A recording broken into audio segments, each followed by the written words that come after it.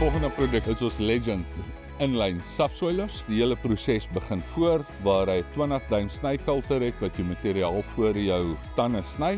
As ons dan ombeweeg hier na agter toe, sal julle sien die tande so dalk 'n bietjie inskuif na hierdie houtjie toe, is die hidroliese hersettand.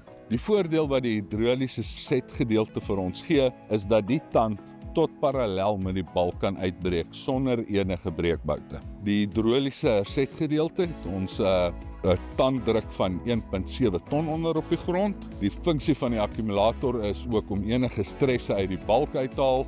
So wanneer jou tand meegee, hy verplaas die olie, hou hom heeltyd op 'n redelike konstante druk op 1.7 ton en sit hom dan weer gemaklik terug in die grond. Dieptebeheer verstellings op die wiele, so vaardig hulle vanaf 'n 3-tand tot en met 'n 11-tand masjien.